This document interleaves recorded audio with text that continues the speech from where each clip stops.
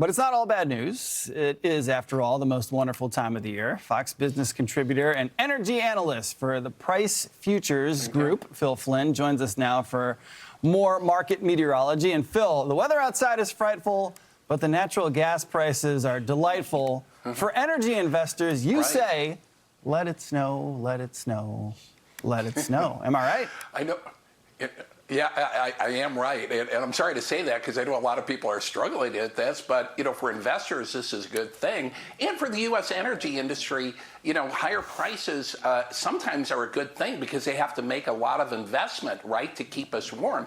And part of the problem we've had with these high prices is that prices were low for so long. We didn't make those type of investments, to keep infrastructure up, to keep prices up, and that really hurts. So when you see that smoke floating out of the air on a cold day, those are dollar signs that go up in the air coming out of your wallet. So.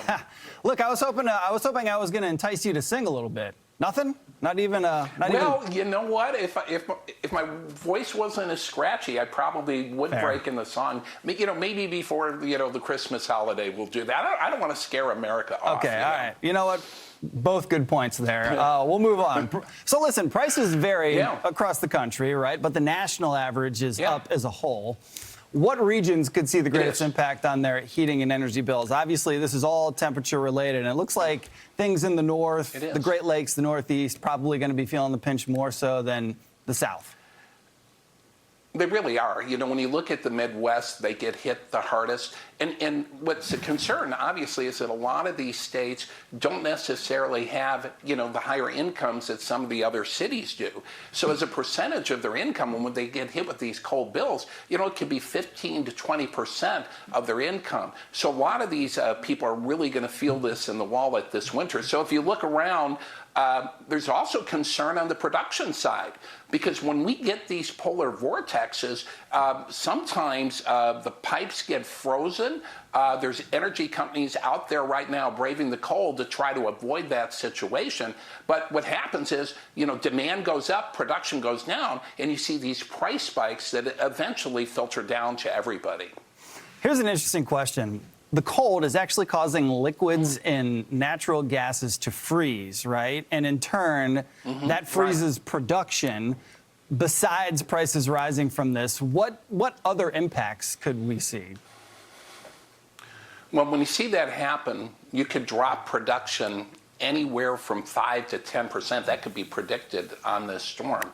And they have to go in before that freezes and shut down those pipelines, because if it explodes those pipelines, it can cause a lot of damage, and do longer term problems and keep prices higher. So definitely something that they have to worry about. But it's not only that. I mean, when you look at oil production in the Permian Basin, a lot of those wells shut down. And so when you have less supply and more demand, prices go up. So it's a real big issue right now. So, sometimes I have to congratulate, the U.S. oil and gas worker, because in these type of conditions, they really brave the elements to keep our homes warm.